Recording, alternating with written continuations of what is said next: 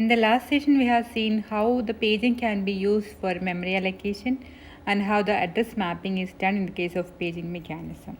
So when we use paging, there is no external fragmentation, right? Because all the frames and pages are of same size. So any frame can be allocated to any page of a process. So definitely there is no external fragmentation. Now what about internal fragmentation? Yeah, it can be there, right? Because it is not necessary that the size of a process should be a multiple of size of a page. That means the last frame to be allocated, that is the last page when we allocate a frame, it may not be complete. Some of the bytes or some of the locations may be wasted. That is internal fragmentation. We can see an example for such an internal fragmentation. Suppose we have a page size selected as 1K bytes and the process size is 5000 bytes. So how many pages would be required? We require 5 different pages, right? So 4 pages would be complete. That is first 4K will be allocated to the first 4 pages. And the rest or remaining 94 bytes to be allocated in the 5th page. So what about the wasted space of that 5th page?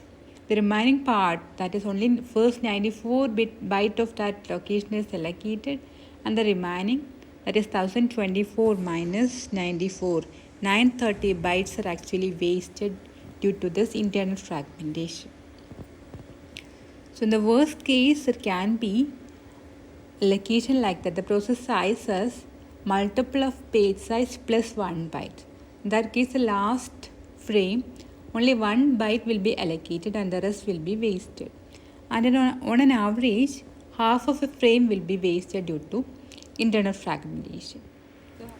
Now we can see how these free frames are actually kept track by the OS.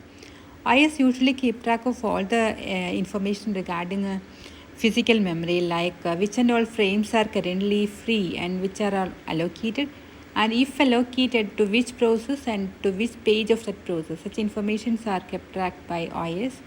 For that, it will keep a separate table called frame table to keep information about different frames.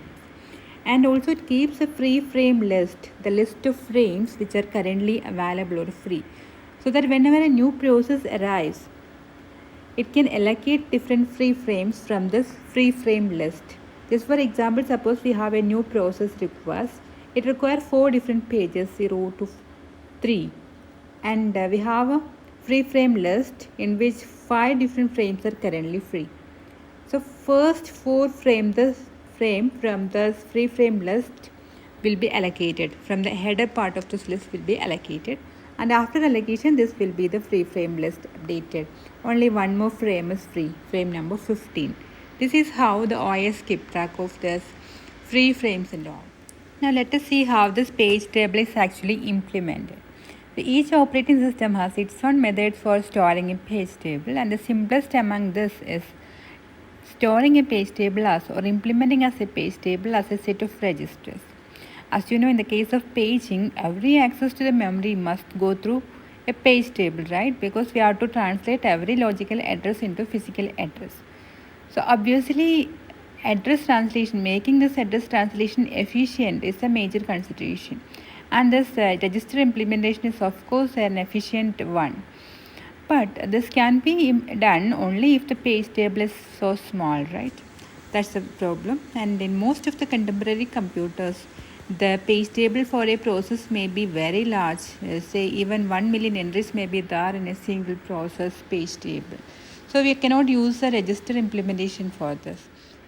Rather, page table is kept in main memory, and a pointer to this page table will be there in a register. That special register is called page table base register, which points to the starting address of this page table.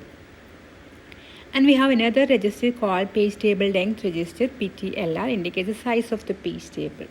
So using these two registers, a process can access its own page table, and through which it can access different memory locations. So definitely if you are using this scheme, that is if you are keeping the page table within this memory, we need 2 memory access for every memory reference, right? If we want to access any data or instruction, we have to go through two different memory access. So one for accessing the page table and the second for accessing the actual data or instruction. So we require two memory access. So this is how the memory access proceeds in case of a normal paging mechanism. So CPU generates a logical address to refer some memory locations, right? And we divide this into two parts, a page number and a offset. And using the page table based register, we will locate the page table. Starting address we will get, and taking P as a offset or index into this page table, we will get the frame number. And then combined with the offset value, we will get the actual physical address. So for every memory references, we require two memory accesses, right? One for accessing the page table and the second for accessing the actual data or instructions. So the memory access time is slowed down by a factor of 2 if you are using a paging mechanism. And in most of the situations, this much delay would not be tolerable. So how to reduce this access time? The common solution is to use a special small fast lookup hardware cache, which is called translation look aside buffer or TLB in short. It's actually an associative high speed memory. Each entry in this memory consists of two parts, a key and a value. Okay, in general, when the associative memory is presented with an item, that item is compared with all the entries simultaneously or all the keys simultaneously, and if the item is found, the corresponding value will be returned immediately. However, this TLB must be kept small, that's the issue. Typically it contains from 32 to 1024 entries in size. So we can see how this can be included in your page table. So this is how this TLB look like in our case. The key will be the page number and the corresponding value will be the frame number. So this memory will be presented with a page number, and it will be searched with all the entries simultaneously, all the page numbers simultaneously, and if required page number is there, the corresponding frame number will be returned immediately. Now let us see the hardware support for this TLB.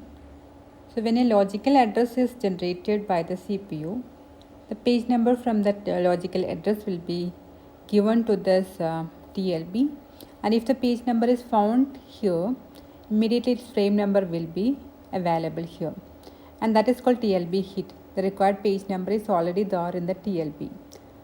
In that case, we can use that frame number together with the offset to get the physical address. Or else, that is, if the required page number is not there in the TLB, that is called TLB miss. In the case of a TLB miss, we have to refer the actual page table to get the frame number, right? And when the frame number is obtained, it can be used to access the actual memory location. In addition, this page number and the corresponding frame number will be added to this TLB for the quick access next time. So if the TLB is already filled, all the entries are full, one of the entries should be replaced to get the new entry. And different algorithms are used for this TLB replacement, like least recently used algorithm or random algorithm or round robin. Any type of algorithm can be used to get a new entry, free entry.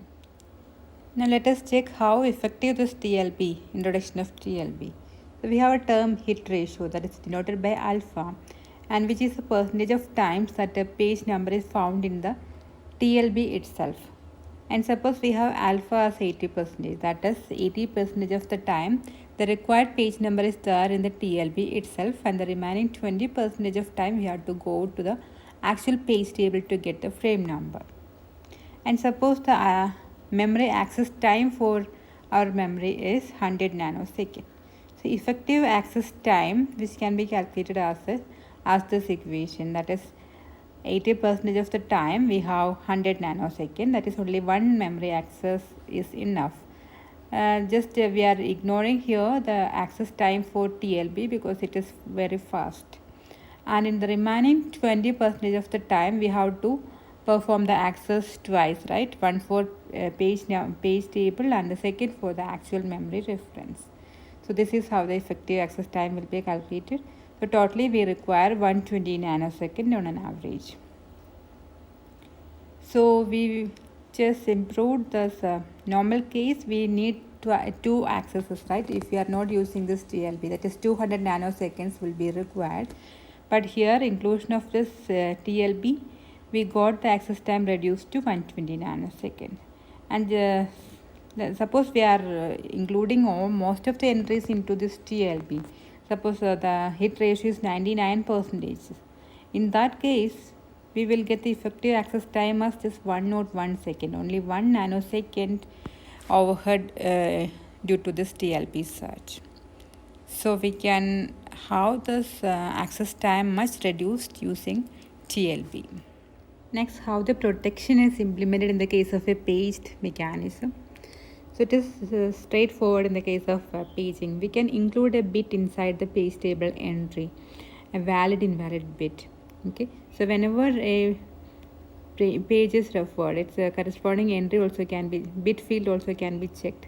If it is valid, that corresponding page can be accessed by the process, and if it is invalid, that should not be permitted. So any violation results in a draft to the kernel. This, for example, here we have a process with 6 different pages, and its page table contains 8 different entries. So first 6 pages are valid or legal accesses, and if this process try to access page number 6 or 7, it is invalid. So each and every page table entry contains a valid or invalid bit, and by checking that, we can decide whether it is a valid access or not. So if the process try to access page number 6, a trap will be generated. We can extend this bit field to include multiple bits, like whether the corresponding access is write access, execution access, or read access, etc. to extend this protection to a final level. Another major benefit of this paging scheme is that we can share pages. Just for example, suppose different users, especially in the case of a multi-user system, multiple users, suppose they are using the same text editor, they are opening the same text editor. So if the code is re-entrant, that is non-self-modifying code, such a code won't change during its execution. Such code can be shared among multiple processes. We can see an example for that.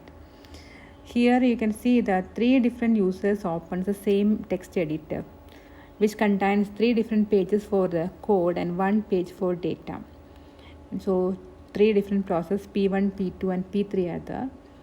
And this code, this non-modifying code can be shared among these 3 different processes. So only 1 copy of these 3 pages need to be there in the main memory, and their page table maps to this frame numbers. So only individual copies of the data need to be kept in the physical memory. You can see 3 different pages, data 1 for P1, data 2 for P2 and data 3 for P3. They are individual, whereas these pages for the shared code AD1, ED2 and ED3 are common for all the 3, and only single copies maintained in the physical memory, and accordingly the page table get updated. So only condition for sharing pages is that the code should be non-self-modifying or re-entrant. That is, during execution it should not change. That's all. Thank you.